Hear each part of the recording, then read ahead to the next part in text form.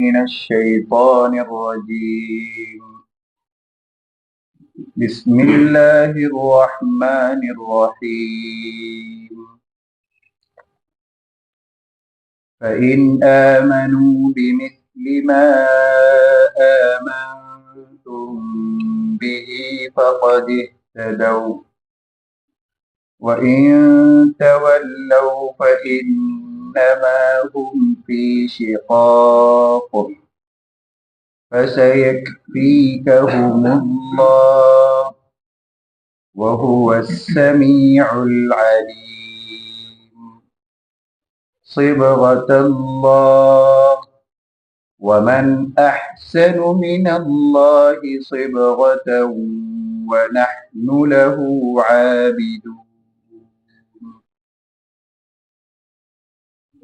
قل أتحاجوننا في الله وهو ربنا وربكم ولنا أعمالنا ولكم أعمالكم ونحن له مخلصون.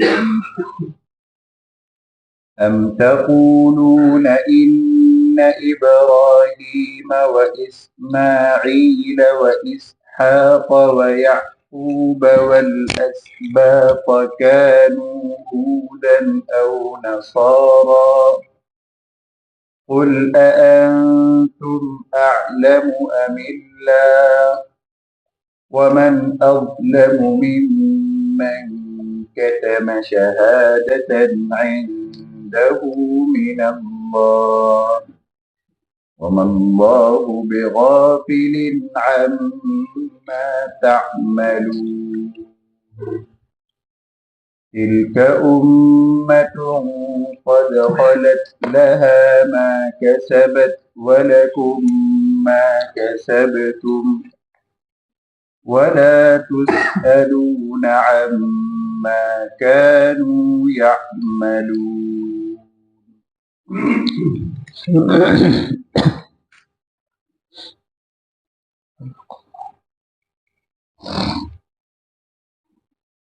بسم الله الرحمن الرحيم.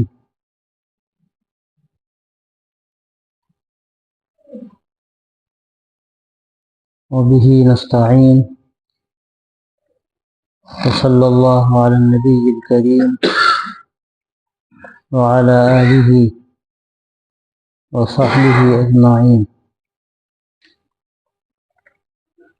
أعوذ بالله من الشيطان الرجيم. فإن آمنوا بمثل ما آمنتم به فقد اهتدوا، وإن تولوا فإنما هم في شقاق، فسيكفيكهم الله وهو السميع العليم. تو اگر وہ بھی اسی طرح ایمان لے آئیں جیسے تم ایمان لائے ہو تو وہ راہ پر آ گئے، اور اگر وہ پھرے ہی رہے تب تو وہ بڑی دشمنی میں پڑے ہی ہیں۔ بس عن قریب اللہ تعالیٰ تمہارے لیے ان سے نمٹ لے گا، اور وہ بہت سننے والا بہت جاننے والا ہے۔ اوپر یہ ذکر ہو چکا ہے، اہل ایمان کو یہ حکم ملا تھا کہ یہ کہہ دو کہ ہم تو اللہ پر ایمان رکھتے ہیں، اور جو بھی ہم پر اتارا گیا اور ہم سے پہلے انبیاء علیہ السلام اور جو گزرے ہیں ان پر جو اتارا گیا، حضرت ابراہیم، اسماعیل، اسحاق، یعقوب، اولاد یعقوب، اور جو حضرت موسیٰ، عیسیٰ، جو مختلف انبیاء علیہ السلام گزرے ہیں ان پر جو کچھ اتارا گیا ہم سب کو مانتے ہیں، تمام انبیاء کو مانتے ہیں۔ تو یہاں یہ کہا جا رہا ہے کہ اگر تمہارے جیسا ایمان وہ بھی رکھتے ہیں اور وہ بھی کوئی فرق نہیں کرتے اور تمام انبیاء کو مانتے ہیں، اور وہ تمام کتابیں جو انبیاء علیہ السلام پر اتری ہیں ان سب کو مانتے ہیں، تو یہ تو سیدھا راستہ ہے، یہ ہدایت کا راستہ ہے، اور یہ اللہ کا نظام ہے جو شروع سے چلا آ رہا ہے، اور آخری نبی حضرت محمد رسول اللہ صلی اللہ علیہ وسلم پر آ کر مکمل ہو گیا۔ اب اسی نظام کو قیامت تک چلنا، تو جو اس نظام سے مربوط ہوگا وہ ہدایت پر ہے، اور اس سے الگ کوئی راستہ بناتا ہے تو وہ اپنے لیے گویا کہ گمراہی کا راستہ تلاش کرتا ہے۔ یہ بات یہاں کہی جا رہی ہے کہ اگر ایسے ہی ایمان لاتے ہیں جیسے تم ایمان لائے، فقط اہتدوا، تب تو وہ راستے پر آ گئے۔ وَإِن تَوَلَّوْا فَإِنَّمَا هُمْ فِي شِقَاقٍ، اور اگر وہ منہ پھیرتے ہیں، بات نہیں مانتے، روگردانی کرتے ہیں، تو وہ تو فی شقاق، وہ تو ہیں ہی دشمنی میں پڑے ہوئے لوگ، یعنی گویا کہ ان کا کام ہی ہر دھرمی ہے۔ اب وہ اگر ساری باتیں آنے کے بعد جو ان کے سامنے کھولی جا چکی، ایمان کا طریقہ کیا ہے، انبیاء علیہ السلام کون ہیں، اللہ تبارک و تعالیٰ نے ہر دور میں ان نبیوں کو اسی لیے بھیجا تھا کہ لوگوں کو راہ راست ملے، ساری باتیں بتا دی گئی، اس کے بعد بھی نہیں مانتے، تو یہ تو دشمنی کی بات ہے۔ کوئی دشمن ہو جائے، ہر دھرمی اختیار کر لے، اس کو لاکھ سمجھایا جائے، تو وہ کیسے مانے گا؟ جیسے کہا جاتا ہے کہ کوئی سو رہا ہے، اس کو آپ جگا دیجیے، اٹھ جائے گا، لیکن اگر کوئی سوتا بنا ہے تو اس کو آپ کیسے جگائیں گے؟ لاگا اس کو ہلائیے ڈلائیے، وہ جگنا ہی نہیں چاہتا، تو دنیا کی کوئی طاقت اس کو اٹھا نہیں سکتی۔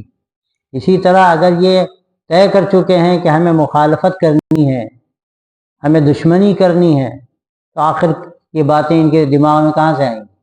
اور یہ سبب صرف یہی ہے اس کا کہ انہوں نے طے کر لیا کہ نبی کیسے آیا بنو اسماعیل میں، ہم نہیں مانتے، بنو اسرائیل میں نبی آتا تو ہم مانتے، تو گویا کہ انہوں نے طے کر لیا ہے کہ ہمیں دشمنی کرنی ہے، تعصب برتنا ہے، ہم کو ماننا نہیں ہے، تو جو نہیں ماننے کا ارادہ کر لے تو اس کو کون منوا سکتا ہے؟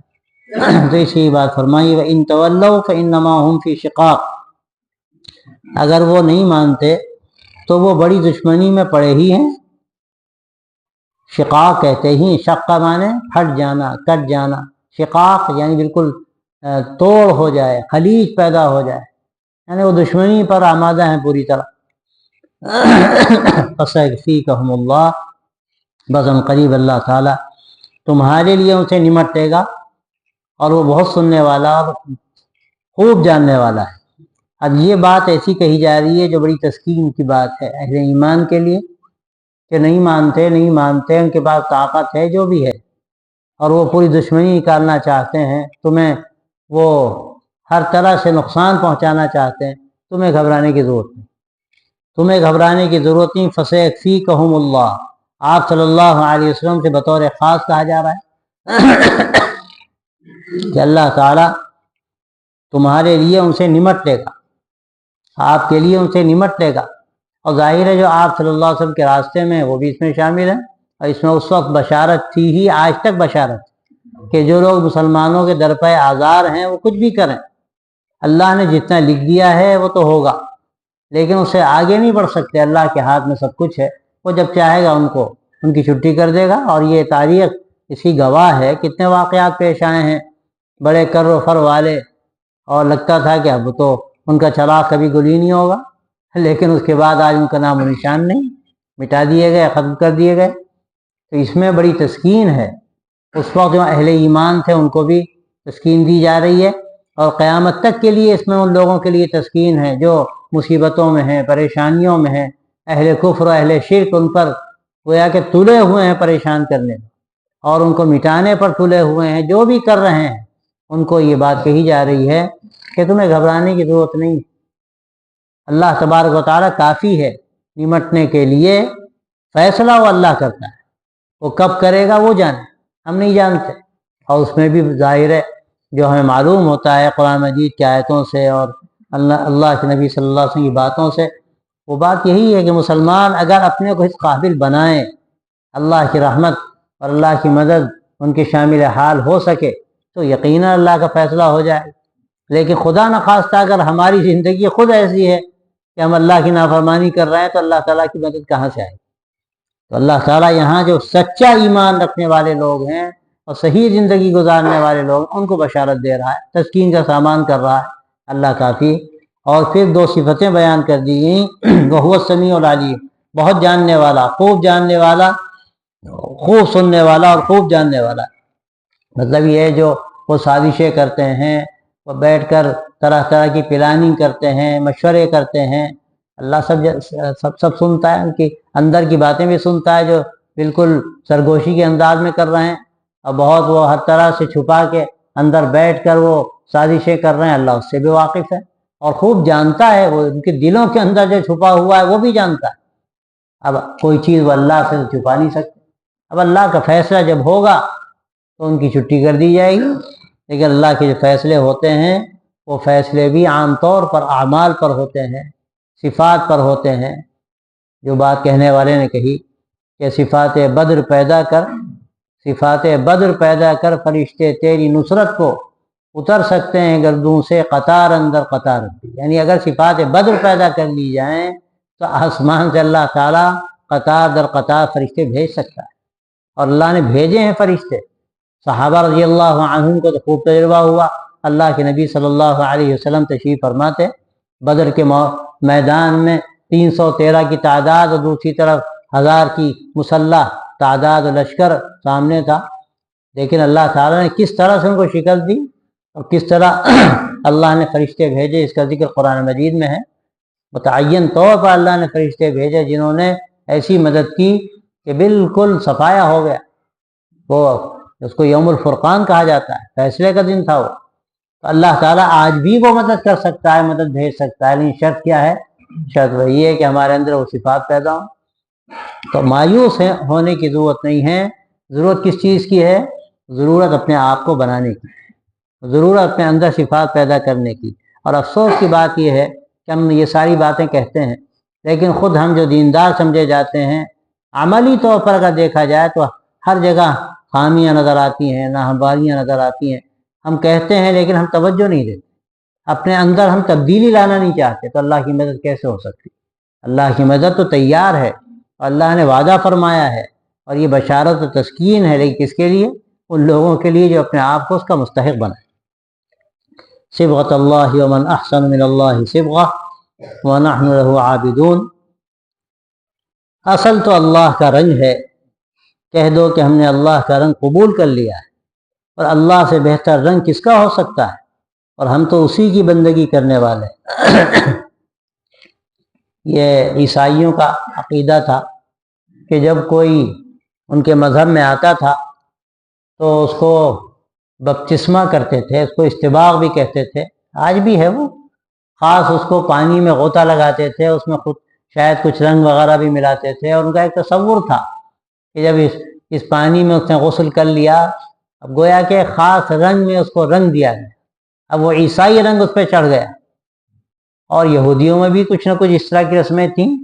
اول تو یہودی جو مذہب ہے وہ نسلی مذہب ہے، وہ دعوتی مذہب ہے ہی نہیں، اور اگر کوئی یہودی ہوتا بھی ہے تو اس کو اصلاً یہودی نہیں سمجھتے، وہ حاشیے پر رہتا ہے، کنارے رہتا ہے۔ یہ خود اس مذہب کے باطل ہونے کی علامت ہے۔ اللہ تبارک و تعالیٰ نے جو دنیا کا نظام رکھا ہے، دنیا انسانیت کا، اس میں سارے انسانوں کو برابر رکھا ہے۔ کوئی بھی اگر اللہ کا ماننے والا ہے، اس کے دین پر چلنے والا ہے، وہ جتنا بھی فالو کرے گا، جتنی اطاعت کرے گا، وہ چاہے کہیں کسی خاندان کا ہو، کسی نسل کا ہو، کسی شہر کا ہو، کالا ہو، گورا ہو، اللہ کے یہاں کوئی تفریق نہیں ہے، وہ آگے بڑھے گا، اللہ تعالیٰ اس کو بلندی تک پہنچا دیں گے۔ امامت کی شرائط میں یہ کہیں نہیں لکھا ہے کہ کسی اعلیٰ قسم کے خاندان کا فرد ہو۔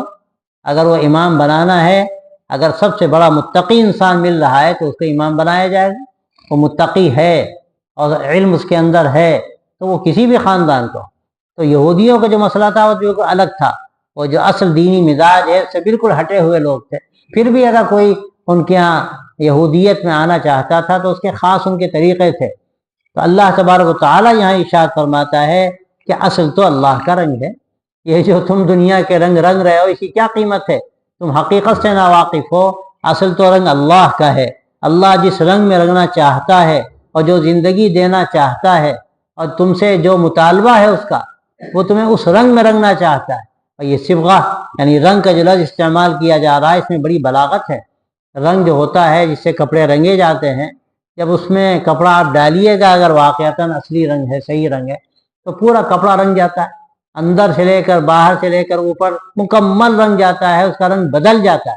یہ نہیں ہوتا کچھ حصہ اس کا رنگے اور کچھ حصہ نہ رنگے۔ ہاں آپ آدھا کپڑا ڈالیے آدھا نہ ڈالیے تو الگ بات ہے، تو یہ تو اس کی اجازت بھی نہیں ہے۔ آ جاؤ پورے پورے آ جاؤ، یا ایھا الذین آمنوا ادخلوا فی السلم کافہ، اے ایمان والو اسلام میں پورے کے پورے آ جاؤ۔ کپڑا تو پورا اس رنگ میں ڈالنا پڑے گا، تو ایسا چڑھ جائے گا کہ اندر باہر وہی رنگ نظر آئے گا۔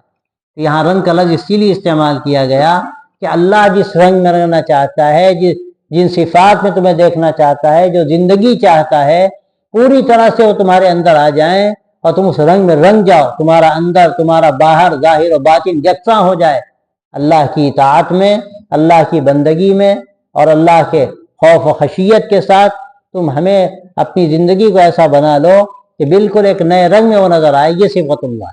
تو فرمایا کہ ہمارے لیے تو اللہ کا رنگ کافی ہے، اللہ نے ہمیں خاص رنگ دے دیا ہے، ہم نے وہی رنگ قبول کر لیا ہے، اور اللہ سے بڑھ کر کس کا رنگ ہو سکتا ہے؟ وَنَحْنُ لَهُ عَابِدُونَ، اور ہم اسی کی بندگی کرنے والے ہیں، ہم اسی کے آگے جھکنے والے ہیں، ہم اسی کے لیے اپنے آپ کو خالص کر چکے۔ تو وہ جو چاہے گا جو کہے گا ہمیں اس کے مطابق اپنی زندگی بنانی۔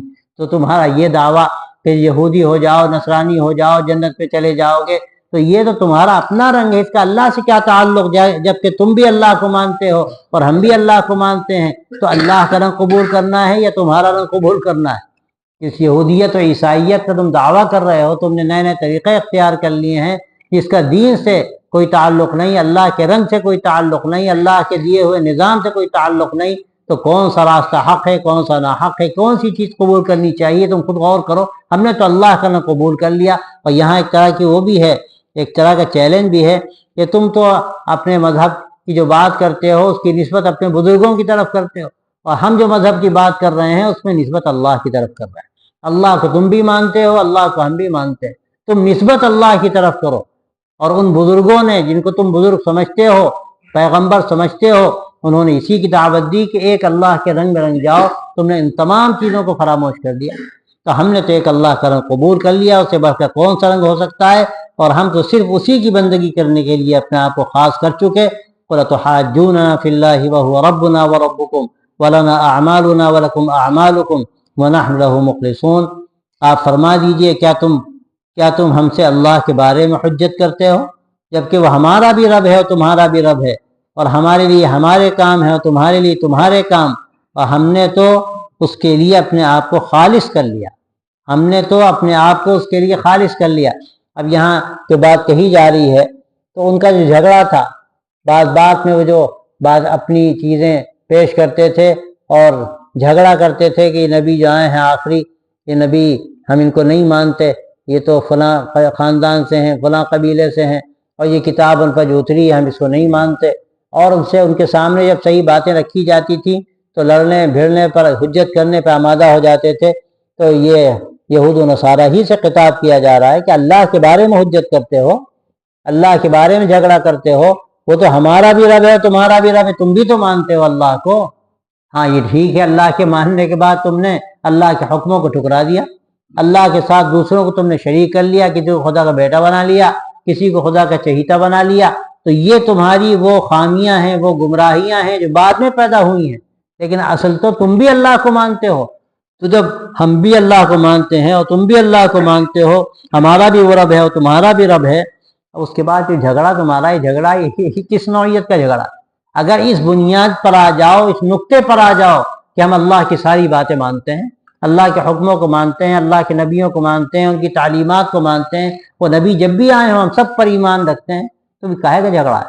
لیکن چونکہ ماننے کے لیے تیار نہیں تھے اور اپنی باتوں پر وہ اڑتے تھے، ضد کرتے تھے، اس لیے کہہ دیے گا وَلَنَا أَعْمَالُنَا وَلَكُمْ أَعْمَالُكُمْ۔ نہیں مانتے تم بات کو تو ٹھیک ہے، ہمارے لیے ہمارے کام، تمہارے لیے تمہارے کام، تم جو کر رہے ہو تم اس کو بھگتو گے، جو ہم کر رہے ہیں ہمیں اس کا صلہ اللہ کیا ملے گا، اور اگر خدا نخواستہ ہم غلط راستے پر آئیں گے تو ہم بھگتیں گے۔ تو یہ اصل فیصلہ اللہ کے یہاں جو ہوگا وہ ہمارے کاموں کی بنیاد پر ہوگا۔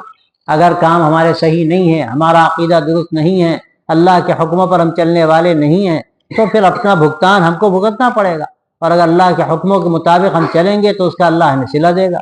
تو تم جانو، تمہارے کام جانے، اور ہم جو کر رہے ہیں اس کا ہمیں ملے گا بدلہ اللہ کے یہاں جو بھی ملے۔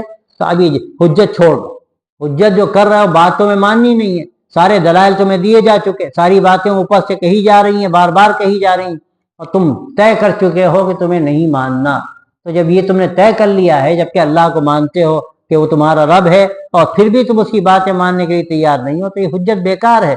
اب تمہارے کام تمہارے ساتھ، ہمارے کام ہمارے ساتھ، اور ہم نے تو اپنے آپ کو اللہ کے لیے خالص کر لیا۔ ہم تو اللہ کے لیے اپنے تمام کاموں کو کرتے ہیں اور کریں گے، بندگی بھی ہم نے اللہ کے لیے خالص کر لی ہے، ہم کسی کو اس کے ساتھ شریک کرنے کے لیے تیار نہیں، اس لیے کہ اللہ نے اسی کا ہم کو حکم دیا ہے۔ اب جو تم کہتے ہو یہودی ہو جاؤ، نصرانی ہو جاؤ، تو ہم کیسے نصرانی یہودی ہو سکتے ہیں جبکہ حق آ چکا، کتاب ہدایت آ چکی، اس میں ساری باتیں کھولی جا چکی، تمہارا کچا چٹھا بھی سامنے آ گیا، اور اس کے بعد ہم خندق میں گرے، تو یہ کون کر سکتا ہے؟ ام تقولون ان ابراہیم و اسماعیل و اسحاق و یعقوب والاسباط كانوا هودا ونصارى قل انتم اعلم ام اللہ ومن اظلم ممن كتم شہادۃ عنده من اللہ وما اللہ بغافل عما تعملون۔ یا تم یہ کہتے ہو کہ ابراہیم و اسماعیل اور اسحاق و یعقوب و اولاد یعقوب یہودی تھے یا نصرانی تھے؟ آپ فرما دیجئے تم زیادہ جانتے ہو یا اللہ زیادہ جانتا ہے؟ جو دعویٰ تم کر رہے ہو، اس سے بڑا نا انصاف کون ہوگا، اس سے بڑا نا انصاف کون ہوگا جو اپنے پاس موجود اس شہادت کو، گواہی کو چھپا لے جو اللہ کی طرف سے ہو، اور تم جو کچھ کرتے رہتے ہو اللہ اس سے بے خبر نہیں ہے۔ اب یہاں پہ وہی بات دہرائی جا رہی ہے جو ان کا دعویٰ تھا انبیاء علیہ السلام کے بارے میں، وہ یہی کہا کرتے تھے تو یہودی تھے، حضرت ابراہیم علیہ السلام یہودی تھے، اسحاق علیہ السلام یہودی تھے۔ کوئی ان سے پوچھے کہ یہودی کا جو لفظ آیا یہ کب آیا؟ حضرت ابراہیم علیہ السلام تو اس لفظ سے واقف نہیں تھے، حضرت اسحاق اور حضرت اسماعیل علیہ السلام اس لفظ سے واقف نہیں تھے، حضرت یعقوب بھی واقف نہیں تھے۔ یہ قصے تو بعد کے ہیں، یہ بعد میں تم نے نام گڑھ لیا اور تم نے نیا پورا دین اپنی طرف سے گڑھ کے اختیار کر لیا، اور تم دعویٰ کرتے ہو کہ تمہارے نبیوں نے اس کی دعوت دی تھی، وہ بھی یہودی تھے یا وہ بھی نصرانی تھے۔ نصرانی نام کہاں سے آیا؟ قبیلہ نصر وہاں کے رہنے والے تھے، حضرت عیسیٰ علیہ السلام وہاں پیدا ہوئے، ان کی نسبت ہو گئی نصرانی، وہاں ان کے ماننے والوں کی، بعد میں نسبت تم نے کر لی، یا پھر نسبت عیسیٰ علیہ السلام کی طرف کر کے تم اپنے آپ کو مسیحی کہنے لگے۔ تو یہ نسبتیں تم نے بعد میں اختیار کر لی، تو ان نبیوں کے بارے میں تم جو کہتے ہو کہ یہودی تھے نصرانی تھے، یہ باتیں تاریخی اعتبار سے بھی سوچو کہاں تک درست ہو سکتی ہیں؟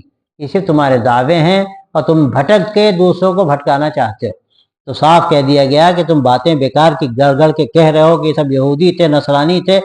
یہ پوچھا جاتا ہے تم سے، بتاؤ اس کا جواب دو کہ تم زیادہ جانتے ہو یا اللہ زیادہ جانتا ہے؟ اللہ سب کھول کھول کے بیان کر رہا ہے، چھپانا تھا تم چھپا چکے جو کچھ، اب کوئی چیز چھپنے والی نہیں۔ اللہ نے ساری باتیں اپنے نبی پہ اتار دی ہیں اور ساری باتیں تمہارے سامنے آ رہی ہیں، اب بھی اگر نہیں مانتے تو کون تم سے اس سے بڑا ظالم کون ہوگا؟ پھر آگے مزید فرمایا ومن اظلم ممن کتم شہادۃ عنده من اللہ، تو اس سے بڑھ کر نا انصاف کون ہوگا جو اپنے پاس موجود اس شہادت کو چھپائے جو اللہ کی طرف سے ہو؟ تمہاری کتابوں میں آ چکا، تورات میں موجود ہے، انجیل میں موجود ہے کہ نبی آنے والا ہے، آخری نبی آنے والا ہے، اس کی یہ صفات ہوں گی، اس پر کلام اللہ کی طرف سے اتارا جائے گا، اور ساری باتیں تمہیں وہاں پر بشارت کے طور پر کہہ دی گئیں، اور خود قرآن مجید نے اسی گواہی دی ہے کہ حضرت عیسیٰ علیہ السلام نے آپ صلی اللہ علیہ وسلم کی بشارت دی، اور اس سے پہلے جتنے بھی انبیاء علیہ السلام گزرے ہیں انہوں نے آپ صلی اللہ علیہ وسلم کی بشارت دی۔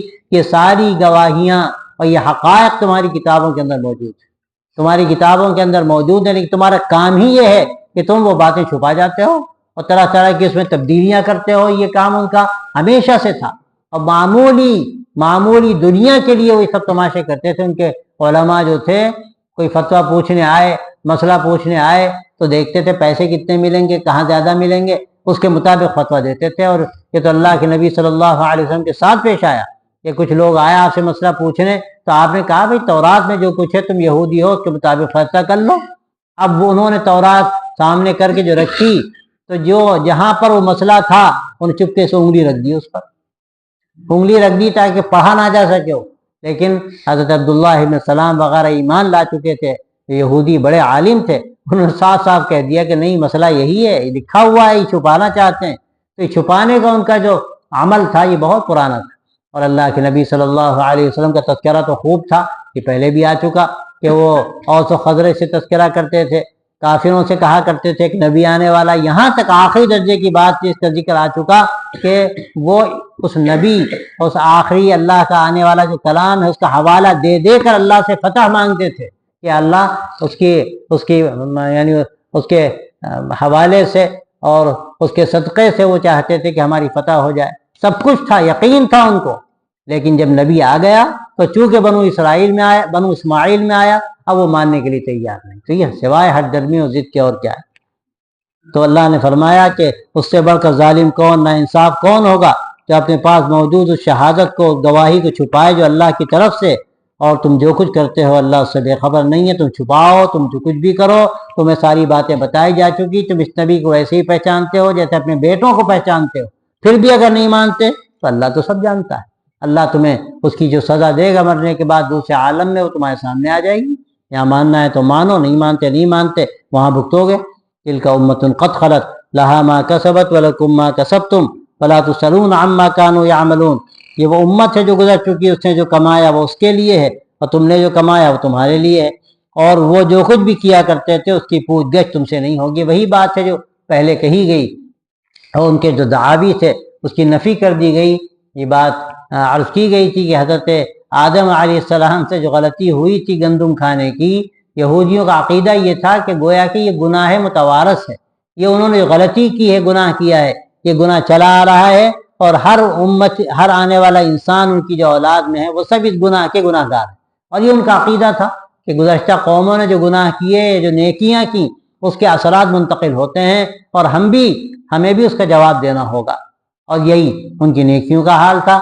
عیسائیوں کا بھی یہی کہنا تھا کہ جو انبیاء علیہ السلام گزرے ہیں، اور خاص طور سے حضرت ابراہیم علیہ السلام، حضرت اسحاق علیہ السلام، حضرت یعقوب علیہ السلام، پھر حضرت یوسف علیہ السلام، یہ تسلسل نبیوں کا، گویا کہ انہوں نے نیکیوں کا ایک پہاڑ کھڑا کر دیا. اب ان کی جو اولاد ہے ان کو ان کی نیکیوں کا حصہ مل رہا ہے اور ملتا رہے گا، اب وہ کچھ بھی کریں، لیکن ان کی نیکیوں کی وجہ سے اللہ ان سب کو بخش دے گا، اللہ ان کو جہنم میں بھیجے گا ہی نہیں. یہ ان کا عقیدہ تھا. تو اللہ کہتا ہے یہ سب کچھ نہیں ہے. تلک امۃ قد خلت، یہ وہ امت ہے جو گزر چکی، یہ وہ لوگ ہیں جو جا چکے. اور پھر مزید فرمایا کہ اس نے جو کمایا وہ اس کے لیے، یعنی انہوں نے جو نیکیاں کی وہ ان کے لیے ہیں. انہوں نے اگر کبھی کوئی غلطی پہلے کی ہے تو غلطی کا وہ جو خمیازہ ہے یا جو کچھ بھی ہے وہ ان سے، وہ جانے، ان کو بھگتنا ہے. تم سے کیا مطلب ان چیزوں سے. اسی طرح تم جو کر رہے ہو تمہارے لیے، وَلَكُمْ مَا كَسَبْتُمْ، اور جو تم کر رہے ہو تمہارے لیے، جو وہ کر چکے وہ ان کے لیے، جو تم کر رہے ہو تمہارے لیے، اور وہ جو کچھ کیا کرتے تھے اس کی پوچھ گچھ تم سے نہیں ہوگی. اگر ان سے غلطی ہوئی ہے تو ان کی غلطی ہے، وہ پوچھ گچھ ان سے ہوگی، اور جو کچھ ہوگا وہ سوال ان سے کیا جائے گا. تو تم اس چکر میں مت رہو کہ انہوں نے نیکیاں کمائی ہیں تب تمہارے لیے کافی ہیں، تمہیں کچھ کرنے کی ضرورت نہیں، بغیر کیے تمہیں جنت میں داخل کر دیا جائے گا. یہ تمہاری خام خیالی ہے، اور یہ گمراہی کی بات. اور یہ ان حضرات کے بارے میں، ان لوگوں کے بارے میں جو کہا جا رہا ہے، ظاہر ہے کہ پورے جو واقعات بیان کیے جا رہے ہیں، انبیاء علیہ السلام کا تذکرہ کیا جا رہا ہے، ان کی قوموں کا تذکرہ کیا جا رہا ہے. تو یہ قرآن مجید کوئی تاریخ کی کتاب تو ہے نہیں، یہ تو کتاب ہدایت ہے.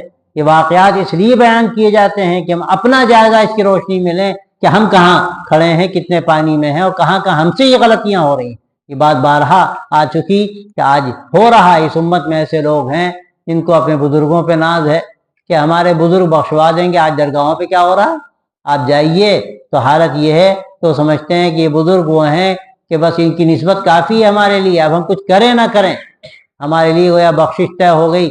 اور آگے بڑھ کر یہاں تک ہوتا ہے کہ بہت سے ایسے جھوٹے پیر کھڑے ہو جاتے ہیں کہ جو جاتے ہیں علاقوں میں دورے کرتے ہیں، پیسے کماتے ہیں، کہیں کسی کی نماز معاف کر دیتے ہیں، کسی کے روزے معاف کر دیتے ہیں، گویا کہ یہ اپنی زبان حال سے کہتے ہیں کہ تمہیں کچھ کرنے کی ضرورت نہیں ہے، پر تم نے جو نسبت اپنی کر لی ہے ہماری طرف، یہ نسبت تمہاری نجات کے لیے کافی. ظاہر ہے کھلی گمراہی کی بات. یہود و نصارہ کا یہ طریقہ تھا جو انہوں نے اختیار کیا تھا کہ ہماری نسبت ان انبیاء علیہ السلام سے ہے، تو ان کے نیک کاموں کا اثر ہم پر پڑے گا، ہمیں کچھ کرنے کی ضرورت نہیں، ہم تو بخشوائے. اسی طرح اگر خدا نخواستہ اس امت میں یہ قصہ کھڑا ہو جائے، اور کھڑا ہو گیا، ایسے لوگ پیدا ہوئے جو سمجھتے ہیں کہ بس ان کی طرف عزت ان بزرگوں کی طرف اگر ہو جاتی ہے تو یہ بخشش کے لیے کافی ہے. ورنہ ایک بڑا طبقہ اس بات کا قائل ہے کہ اللہ کے آخری نبی सल्लल्लाहु अलैहि वसल्लम कि हम उम्मत में हैं, बस ये काफ़ी है, उम्मत में होना काफ़ी है, अमल की ज़रूरत नहीं। तो साफ साफ गुज़श्ता आयतों में ये बात कह दी गई कि तन्हा ये निस्बत काफ़ी नहीं है, ये निस्बत मुआविन है कि निस्बत से तुम्हारे अंदर एक जज्बा पैदा हो, निस्बत से तुम्हारे अंदर अमल का शौक़ पैदा हो। लेकिन खुदा न खास्ता तुम निस्बत को खाक में मिला दो, इस निस्बत को तुम खाक में मिला दो और बिल्कुल ख़त्म कर दो, तो ये निस्बत सिर्फ निस्बत अल्फाज की हद तक अगर है, इससे कुछ हासिल होने वाला नहीं है। ये निस्बत अगर तुम्हें अमल का फ़ायदा दे और तुम्हारी ज़िंदगी उनकी ज़िंदगी के मुताबिक हो इस निस्बत की बरकत से, तो यकीनन ये चीज़ तुम्हारे लिए मुफीद है। तो अगर आज भी कोई इस बात का कायल है कि अल्लाह के नबी सल्लल्लाहु अलैहि वसल्लम की उम्मत में होना काफ़ी है, तो बस वो बख्शिश का ज़रिया हो जाएगा, तो भाई ये इंतहाई ख़तरनाक बात है। और ये वही बात है जिसके कायल थे यहूद व नसारा, यहूद व नसारा इसी के कायल थे। तो अब खुदा न खास्ता कोई इसका कायल है, तो साफ साफ ये बात यहाँ जो कही गई है उन लोगों के बारे में, यहूद व नसारा के बारे में, कि वो जो गुज़श्ता लोग गुजर चुके उनके साथ उनका काम है, तुम जो करोगे तुम्हारे साथ तुम्हारा काम है। वला तुसलून अम्मा कानू यामलून, और जो करके वो जा चुके उसका सवाल तुमसे नहीं होगा, तुमसे पूछगछ उसकी नहीं होगी। तो इसी तरह हमें भी समझने की ज़रूरत है कि हमारे बुज़ुर्गों ने जो कुछ किया होगा वो उनका अमल उनके साथ है, वो निस्बत हमारे लिए बाइस बरकत हो सकती है, लेकिन बाइस नजात नहीं हो सकती जब तक कि हम अमल न करें। अमल नजात के लिए लाजिम है, नजात बगैर उसके नहीं होती कि आदमी अपनी ज़िंदगी को दुरुस्त करे और जो अल्लाह का हुक्म है उसके नबियों के ज़रिए से और आखिरी नबी हज़रत मोहम्मद रसूलुल्लाह सल्लल्लाहु अलैहि वसल्लम के ज़रिए से जो हमें मालूम हुआ है हमें किस तरह ज़िंदगी गुजारनी है, किन चीज़ों से अपने आप को बचाना है, ये सारी चीज़ें वो हैं। अगर इस पर अमल किया जाएगा तो ये नजात का रास्ता है, और अगर आज इस पर अमल नहीं करेगा तो इस ख्याल में रहेगा कि अल्लाह के नबी सल्लल्लाहु अलैहि वसल्लम की उम्मत में होना हमारी नजात का ज़रिया बन जाएगा तन्हा, तो ये हमारे लिए तन्हा नजात का ज़रिया नहीं। अल्लाह के नबी सल्लल्लाहु अलैहि वसल्लम वहाँ बरात का इजहार करेंगे, वहाँ आप सल्लल्लाहु अलैहि वसल्लम बरात का इजहार करेंगे, और हो सकता है अल्लाह हम सब की हिफाजत करे कि आप गिरफ्त फरमाएं कि तुम इसीलिए थे, तुम्हारी ज़िंदगी ऐसी होनी चाहिए थी। तो ये जो कुछ यहाँ कहा गया ये सिर्फ यहूद व नसारा ही के लिए नहीं है, बल्कि इसमें पैगाम है हम सब के लिए, और सोचने की ज़रूरत हम सबको है कि हमारी ज़िंदगी भी शरीयत के मुताबिक हो, अल्लाह के हुक्मों के मुताबिक हो। हम ये ना समझें कि हमारे लिए एक निस्बत है और वो निस्बत नजात के लिए काफ़ी हो जाएगी। ना नजात के लिए यहूद व नसारा को अंबिया की निस्बत काफ़ी हुई, और ना ये अल्लाह के आखिरी नबी सल्लल्लाहु अलैहि वसल्लम से जो हम लोगों को निस्बत है और अल्लाह का करम उसका बहुत बड़ा फजल है। लेकिन तन्हा ये निस्बत उस वक्त तक काफ़ी नहीं है जब तक कि हम अपनी ज़िंदगी को अल्लाह के नबी सल्लल्लाहु अलैहि वसल्लम की ज़िंदगी के सांचे में न ढाल लें और आप सल्लल्लाहु अलैहि वसल्लम की हम पूरी तरह से पैरवी न करें, उस वक्त तक हमारे लिए नजात का रास्ता हमको नहीं मिल सकता। व आखिर दावाना अल्हम्दुलिल्लाह।